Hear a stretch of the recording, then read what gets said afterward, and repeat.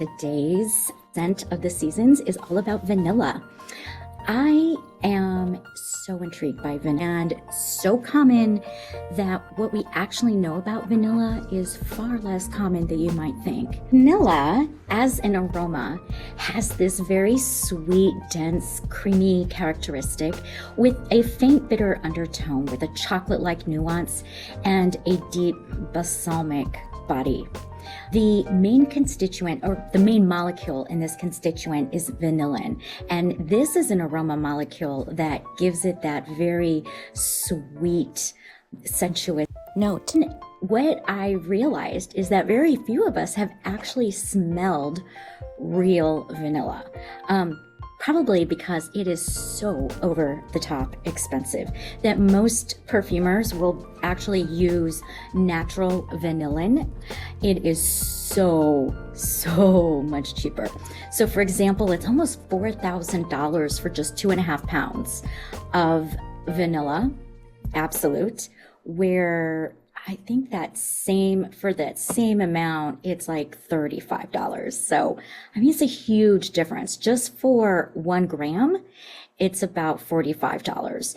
So I will actually use vanilla absolute, the real stuff, the really expensive stuff in my perfumes, in all my natural formulations, just because elevated energetics that I really want in my natural perfumes.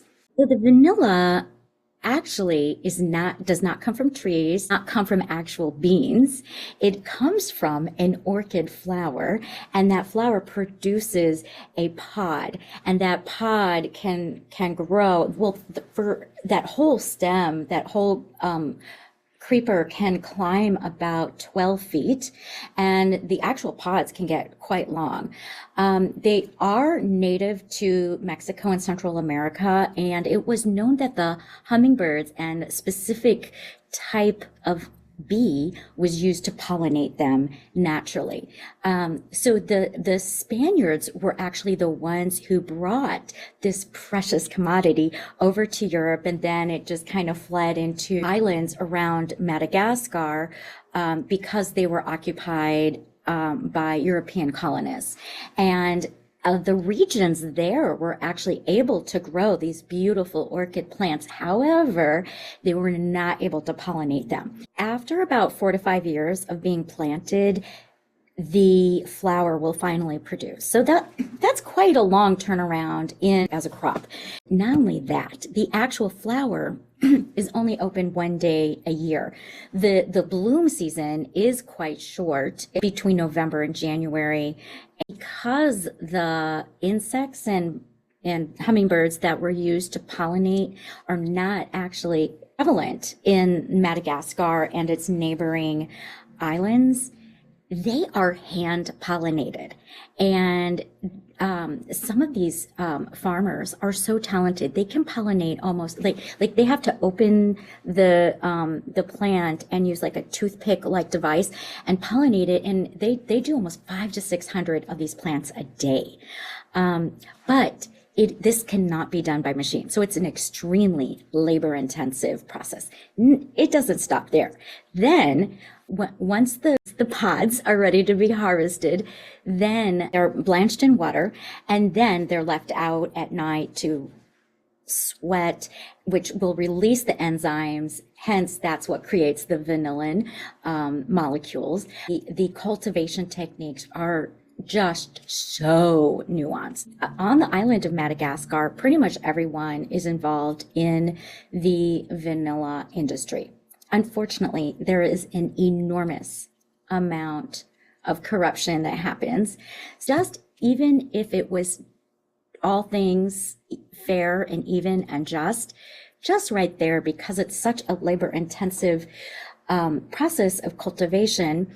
And then not only that, you can't just submerge the beans into a steam distillation process.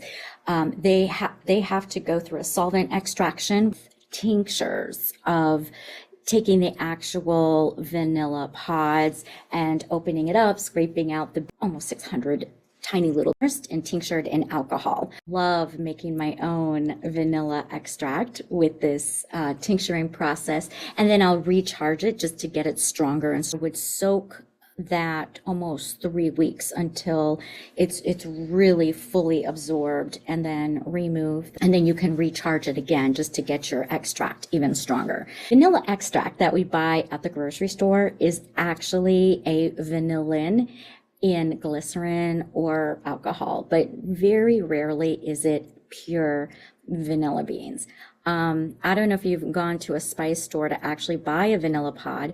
The vanilla pod one is about $5. And really one of the only spices that's even more expensive than that is saffron. Scientific name of vanilla is Vanilla planifolia, and it comes from the botanical family of Orchidaceae, a base, and it is a phenomenal fixative. It's extremely thick. The oleoresin is even thicker. So vanilla for winter, I mean, what would the holidays be without Christmas cookies? And in any kind of baked good, vanilla is a staple. We love vanilla. As a modern society, we just cannot get enough of it. And so with the cold season coming in, the days getting shorter, people's moods sort of getting lower because of the lack of serotonin and depression kicking in from lack of sun, we are craving sugar, sweets, and desserts. And who doesn't love baking and receiving and eating yummy desserts for the holiday? When I ask people about their scent memories, I can guarantee about half of the people will mention vanilla because it evokes family. It evokes being nurtured, kindness, warmth, caring, nurturing, sharing cherished moments with family and friends. No holiday would be complete without vanilla. And that is why I consider it one of the hallmarks of the scents of the seasons. This is just a beautiful base note that comfort, it brings grounding. It is so wonderful to help create a good night's sleep. If you're interested in creating a little bit of that tincture in a blend, making it into a pillow spray is wonderful because it's so relaxing and comforting. For some people, it's very stimulating. I'll get to that at the sacral chakra, but it's also known to be an antibacterial for skin treatments, especially on the face for anti-aging and for acne.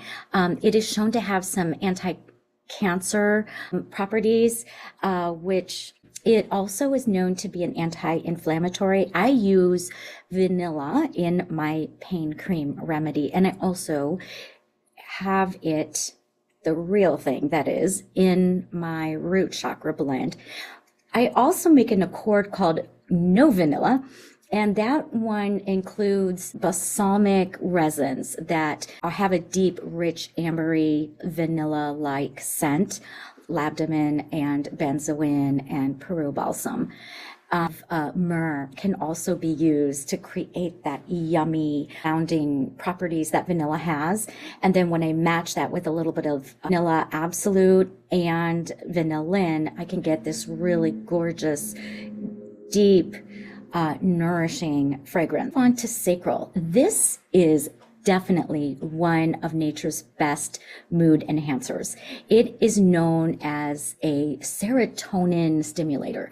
It is a aphrodisiac. It is known to improve libido. It reduces anxiety. So I also use vanilla in my solar as mostly very yang type constituents. But I like it in that because I see vanilla as a yin. It is not an activator as much as a comforter and a nourisher.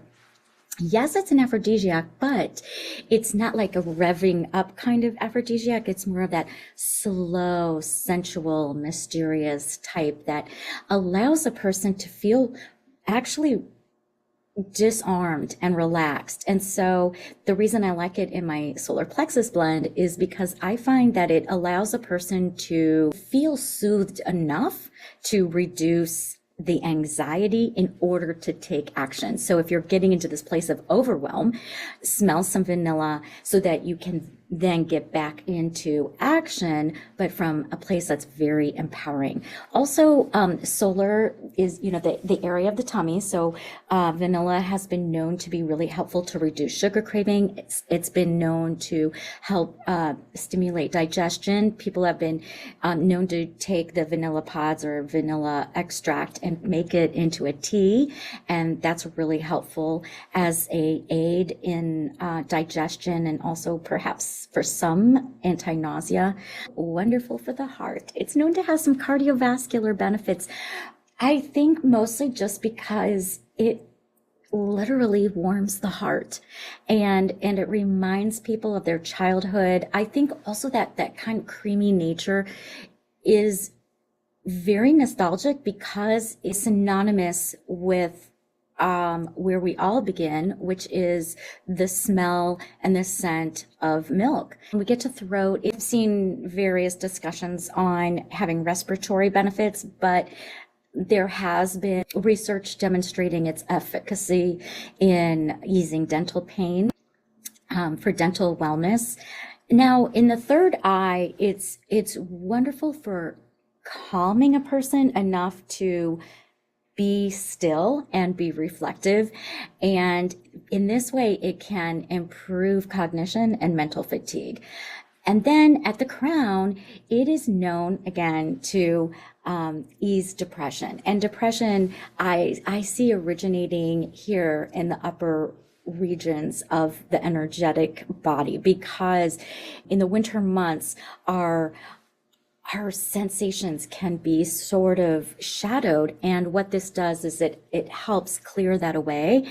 And it's also known to be a neuroprotective in that the vanillin may help benefit some brain health and protect against some degenerative diseases, strengthen neurotransmitters. The way that I see this working for easing depression, help a person's internal light turn on. Qualities of vanilla. I've asked so many people, if vanilla was what gender would they have? Do you see them more as masculine or feminine? And the answers have been split like right down the middle. It's very well adapted, very secure in themselves, very grounded, quiet, and a little mysterious, but oh so nurturing and a little bit sensual, and super adorable, innocent and childlike, with some moments of mischievousness. I think vanilla is everyone's friend. They are so well liked. They are not necessarily extrovert. Vanilla, I would say, of the base notes, vanilla is not an overt, loud personality, even though presence is unmistakable and their affect is just pure sweetness. Just a cuddle bug will bring a warmth to florals. They can tame spice. They can balance out herbaceous aromas. Like, I love vanilla and lavender absolute together. Just, ooh, that is a real phenomenal duo. In that kind of a duo, I see vanilla actually taking the feminine role. The feminine aspects of vanilla are just sweet, just nurturing and tender and nourishing. They are such a good friend. And I would almost venture to say that vanilla is a little bit either on the androgynous side or gender fluid side. They are the perfect balance of masculine and feminine. I think like the exalted place of where all genders strive for in that real beautiful balance, because they bring a healthy sexuality. They're vanilla, so you know where I'm going with this, right? So they bring a healthy aspect to all relationships. They're loyal and bring a quiet grounding to any friend group. In the workplace, vanilla will always be the one who can complete things, the one who gets things done. A little bit on the quiet side. They are a delicious gourmand that will be so very missed if they do not show up, because no team is complete without them. I think they're humble. They don't need an enormous amount of accolades to be shown that they're the greatest ever. While they can easily stand on their own, so much better in partnership or in teams. And contrary to a lot of belief, they are found in so many fragrances, and we don't see it because it's used in small amounts to help harmonize a blend or help tame a blend. What they do for spice is to like take this edginess and just kind of temper it a bit. They can take citrus to a nuanced complexity. It takes a while to get to know them.